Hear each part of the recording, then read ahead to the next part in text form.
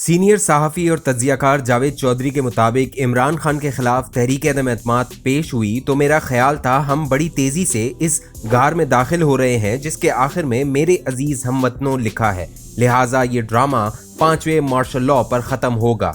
मेरे दोस्त एहसन इकबाल का एक ऑडियो मैसेज अब भी मेरे पास महफूज है जिसमें उन्होंने मुल्क में मार्शल लॉ के 60% इम्कान का खदशा जाहिर किया था और मैंने इनसे इत्तफाक किया था। 3 अप्रैल का दिन तुलू हुआ और डिप्टी स्पीकर कासिम सूरी ने आर्टिकल 5 का सहारा लेकर तहरीक अदम एतमाद मुस्तरद कर दी। इतवार के दिन अदालत खुली, चीफ जस्टिस ने सो मोटो नोटिस लिया और मामला 4 दिन तक चलता रहा। मेरा ख्याल था सुप्रीम कोर्ट जुडिशियल कू की तरफ जा रही है। ये साल 6 माह के लिए टेक्नोक्रेट्स की उबूरी हुकूमत बनाएगी, वो अपोजिशन और हुकूमत दोनों का एहतसाब करेगी, मईशत को पटरी पर लाएगी और फिर इलेक्शन करा देगी। सुप्रीम कोर्ट इस दौरान हुकूमत पर नजर रखेगी, लेकिन जब 7 अप्रैल को फैसला आया तो इसने पूरी कौम को हैरान कर दिया। ये फैसला आईनी और कानूनी भी था और मुत्तफिका भी। आप यकीन करें, मुझे इस दिन पहली मर्तबा महसूस हुआ हम अब राइट डायरेक्शन पर आ गए हैं। दुनिया में आज तक कानून की हुक्मरानी के बगैर कोई मुल्क तरक्की नहीं कर सका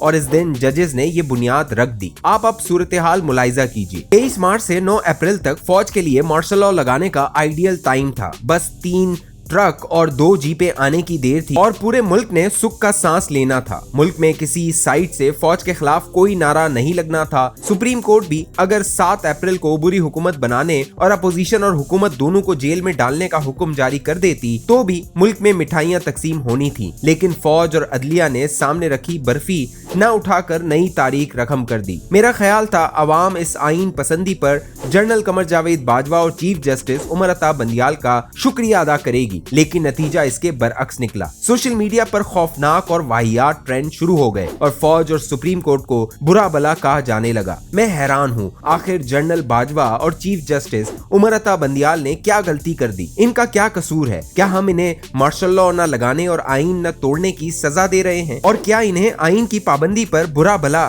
कहा जा रहा है? मैं समझ नहीं पा रहा। आप दिल पर हाथ रखकर जवाब दीजिए, क्या हम मिनहसुल कौम पागलपन का शिकार नहीं हो चुके? क्या हमारी खोपड़ियां उल्टी नहीं हो चुकी? पूरी दुनिया कह रही है इमरान खान के खिलाफ कोई साजिश नहीं हुई। वजारत खारजा इमरान खान की हुकूमत के दौरान खत की तरदीद कर चुकी है। नेशनल सिक्योरिटी कमेटी एलामिया जारी कर चुकी है। हुकूमत सुप्रीम कोर्ट में अपना दावा साबित नहीं कर सकी। अटॉर्नी जनरल ने अपनी हुकूमत की वकालत से इनकार कर दिया। अमेरिका 3 बार तरदीद कर चुका है। वो रूस जिसके दौरे को जवाज बनाकर इमरान खान साजिश का दावा कर रहे हैं, इसका सदर व्लादिमीर पुतिन साजिशी और इम्पोर्टेड वजीर आजम मियां शहबाज शरीफ को मुबारकबाद दे चुका है। इत्तेहादी हुकूमत का साथ छोड़ गए हैं और पार्टी के अपने 22 अरकान साइड पर चले गए हैं, लेकिन पीटीआई साजिश साजिश और गद्दार गद्दार का नारा लगा रही है। क्या इमरान खान का फरमाया हुआ कानून, आइन और मुल्क तीनों से ज्यादा मुकद्दम है? और अगर इमरान खान ने कह दिया है तो क्या फिर पूरे मुल्क को आइन रोल बैक कर देना चाहिए? दूसरा कोई शख्स मुझे सिर्फ ये बता दे इमरान खान आखिर कर क्या रहा है जिसकी वजह से अमेरिका ने इसके खिलाफ साजिश की? क्या ये इस्लामाबाद से वॉशिंगटन तक कोई सुरंग खोद रहा है या इसने मरीख पर फौजी अड्डे बना दिए हैं? आखिर दुनिया को इससे क्या खतरा हो सकता है?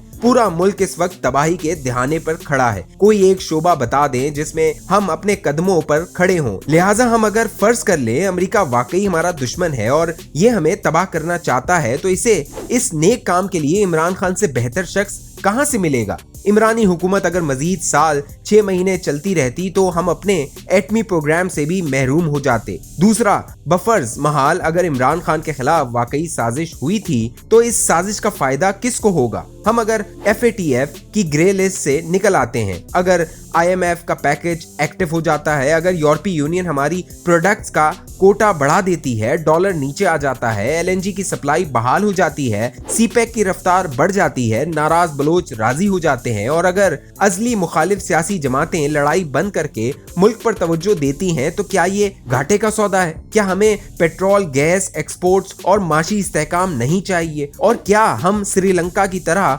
डिफॉल्ट होना चाहते हैं? आखिर हम चाहते क्या हैं? क्या इस मुल्क में रूल ऑफ लॉ नहीं होना चाहिए? क्या अदम एतमाद गैर आईनी है? और क्या जब तक इमरान खान इक्तदार में रहते हैं हमें अदम एतमाद आइन से खारिज कर देनी चाहिए? क्या जब तक MQM बाप, तारिक बशीर चीमा, शाहजेन बुगटी और GDA आपके साथ रहती हैं तो ये इस वक्त तक मुहिब्बे वतन होती हैं, और ये लोग जब किसी दूसरी पार्टी की तरफ चले जाएं तो ये गद्दार और इम्पोर्टेड हो जाएंगे? अपोजिशन लॉन्ग मार्च करे तो ये हराम है और आप करें तो ये जमहूरियत और ऐन इबादत है। फरूक नसीम आपका वजीर कानून हो, अख्तर मैंगल आपके साथ हो तो ये ठीक है, और ये अपोजिशन के साथ मिल जाएं तो ये बिके हुए और गद्दार हैं। आप पूरा स्टेट बैंक उठाकर IMF के हवाले कर दें तो ये ऐन इबादत है और डॉलर को कंट्रोल करने वाले साजिशी हैं। रियासती इदारे आपके लिए MQM, काफ लीग और बाप पार्टी को मैनेज करें तो ये मुहिब्बे वतन है, और अगर ये न्यूट्रल हो जाएं तो ये साजिश का हिस्सा बन जाते हैं। और सुप्रीम कोर्ट अगर मियां नवाज शरीफ को सजा दे दे तो ये मुजाहिद है, और ये अगर डिप्टी स्पीकर की रूलिंग को गैर आईनी करार दे दे तो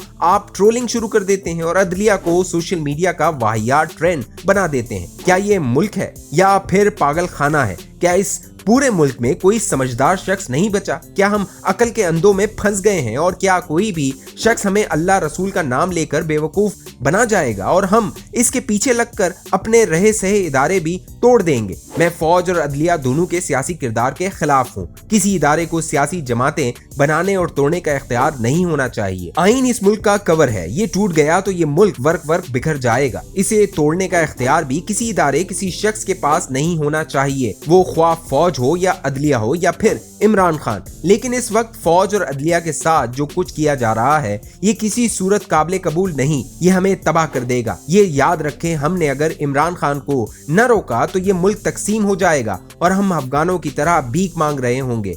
मुल्क की फिक्र करें, ये मुल्क वाकई हाथ से निकल रहा है।